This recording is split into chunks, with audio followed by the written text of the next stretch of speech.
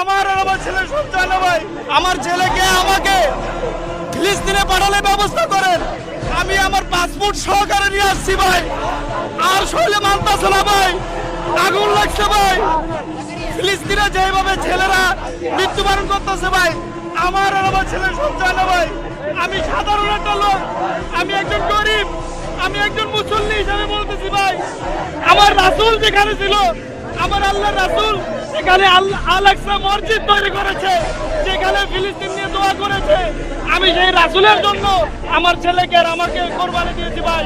ভাই আমার বাচ্চা আর আমি আল্লাহর রাস্তায় আর আমার বাচ্চাকে আল্লাহ রাসূলের কাছে আমি তার জীবন কোরবানি দিয়ে দিয়েছি, এবং ফিলিস্তিনের জন্য আমার ছেলেকে কোরবানি দিয়ে দিয়েছি। আমি আল্লাহ তাআলার কাছে আমি হাজারো শুকরিয়া কামনা করি, কারণ হাজারো বাবার সন্তান চলে যাচ্ছে, এর জন্য আমি আমার সন্তানকে কোরবানি দিয়েছি আল্লাহর কাছে। আমার ছেলেকে আমাকে ফিলিস্তিনে পাঠানোর ব্যবস্থা করেন। আমি আমার পাসপোর্ট সহকারে নিয়ে আসছি ভাই, আর শৈলে মানতেছে না ভাই, আগুন লাগছে ভাই।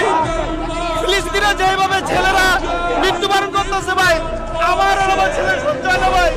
আমি সাধারণ একটা লোক, আমি একজন গরিব, আমি একজন মুসল্লি হিসাবে বলতেছি ভাই, আমার রাসূল যেখানে ছিল, আমার আল্লাহ রাসূল সেখানে আল আকসা মসজিদ তৈরি করেছে, যেখানে ফিলিস্তিন নিয়ে দোয়া করেছে। আমি সেই রাসূলের জন্য আমার ছেলেকে আর আমাকে কোরবানি দিয়েছি ভাই। অতএব আপনাদের কাছে এতটুকু অনুরোধ ভাই, যারা মুসলিম ভাইরা আমার আছেন, তারা অবশ্যই দলে দলে যোগ দেন, কারণ ফিলিস্তিন আমাদের কিয়ামতের মাঠ হবে। আল্লাহ রাসূল তার এই ফিলিস্তিনের জন্য দোয়া করেছেন, এর জন্য আল্লাহ রাসূলের জন্য নামুন, আল্লাহর জন্য নামুন। এই দেহ দিয়ে কি করবেন? যে আল্লাহ আমাকে সৃষ্টি করছে, সেই আল্লাহর জন্য যদি আমি কিছু না করতে পারি, তাহলে আমি কার জন্য করব?